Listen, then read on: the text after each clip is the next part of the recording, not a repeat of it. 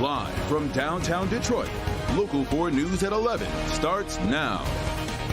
Those whose loved ones have catastrophic injuries say the last 3 years have been a nightmare. I always say, this is a club that you don't want to join. Now a new court ruling may be the help they say they so desperately need.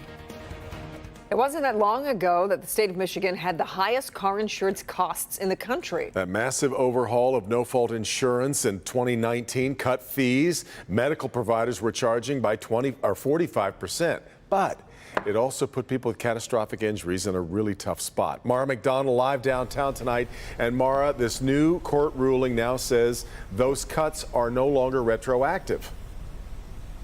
And Devin, I think the real question tonight about all of this is, will that Court of Appeals ruling stand up on an appeal? Because one is coming.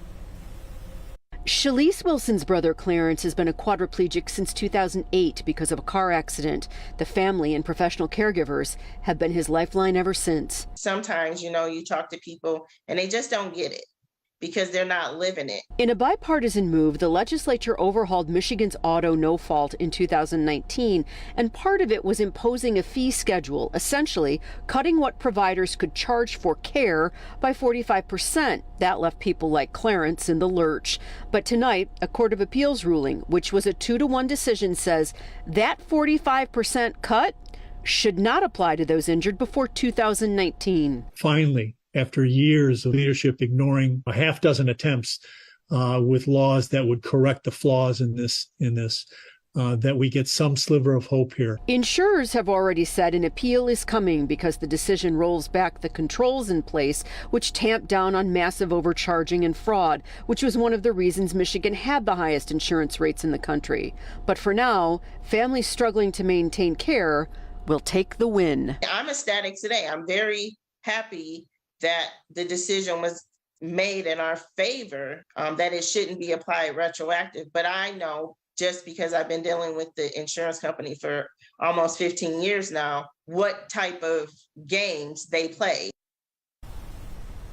Back here live, also included in that Court of Appeals ruling today, their decision to roll this stuff back, well, that's supposed to take immediate effect.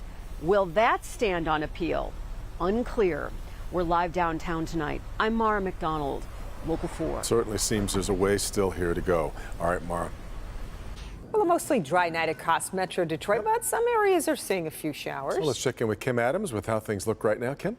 Well, we have just a couple of showers out there. No thunderstorms, no heavy rain, but Exact Track 4D radar is picking up an area of just mainly moderate rain in LaSalle and Erie, just crossing I-75. That will be out over the water fairly soon. And then as we head up into Macomb County, a couple more isolated areas of showers. Richmond getting a brief downpour now. Chesterfield, Macomb, Mount Clemens had a few sprinkles here in the last 15-20 minutes. Otherwise, it is going to be fairly nice for the day tomorrow. We still can't rule out a lingering shower early in the morning as kids head off to school. I would not plan on having to drive your kid to the bus stop. It's not that kind of situation.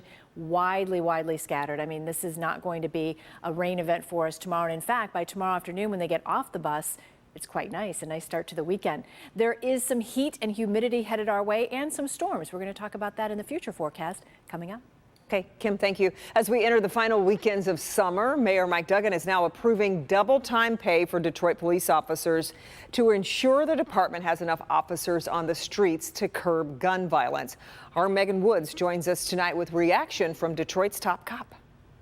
Those new overtime rates start tomorrow. They only last a month, but they add 300 more officers to the weekend shift in the last few weekends of the summer. But the work on the ground is what we need. We need cars that respond to runs. Detroit Police Chief James White loves to say he has some of the hardest working police officers in the country. And it's important that we incentivize the work a little bit. And, double time, they deserve that and even more. That also means you'll see more police at parks, festivals, sporting events, and more. Our parks are packed. You look at all the parks in the neighborhoods, every day they're packed, and they need to be policed, and that's important for us. We know that we're going to have a surge these next couple weekends, people getting their end of the summer parties in.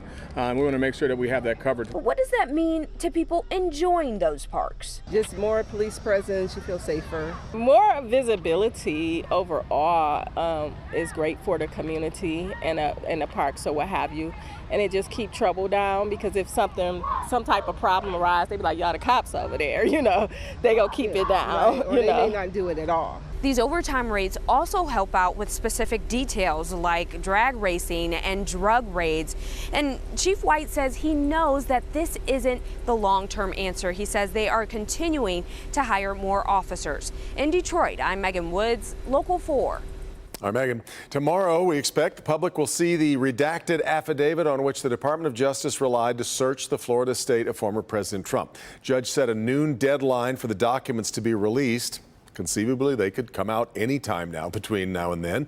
The order means the public could get additional details about what led the FBI to Mar-a-Lago. However, the redactions could be extensive given the sensitive nature of the investigation. Agents retrieved 11 sets of classified documents, some of which were marked at the top secret level.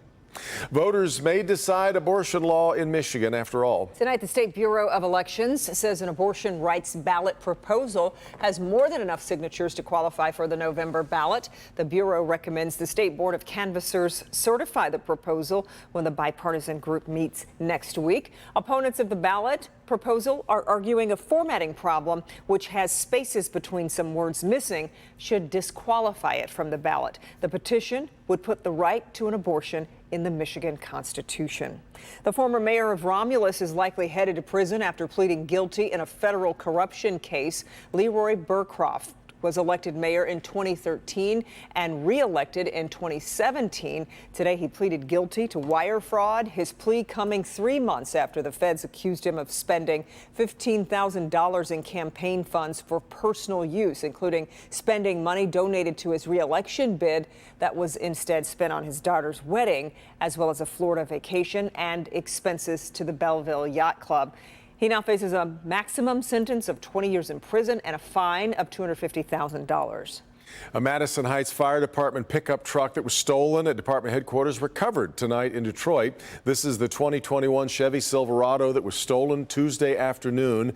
Fire department says the truck was unlocked and that someone drove it right out of the building. It was recovered tonight on the the west side of town. The suspect, though, is in custody. Environmental crews back in Trenton today to clean up thousands of gallons of diesel, fuel, and water mix, some of which found its way into the Detroit River. The site of the leak is at the old Riverside Osteopathic Hospital. 5 gallons of diesel got into the storm drain and made it into the river. The rest was contained. The EPA credits a neighbor for noticing the leak and speaking up, which kept it from getting worse. I absolutely believe that it is key that someone said something about it, and so that the city was able to, very quickly get this out and get EPA, Eagle involved, and we were able to get the property owner to bring out these resources. Crews have trapped and collected thousands of gallons of diesel or diesel and water mix.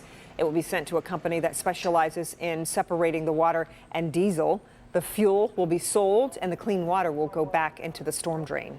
We've got an orange barrel alert with a long stretch of I-75 closing this weekend. It'll be the southbound lanes of the freeway shutting down from 8 Mile all the way down to I-375. That will begin tomorrow night at 9 and it'll run until 5 Monday morning. So if you're headed downtown this weekend, your best detours will be to take either Woodward or the Lodge.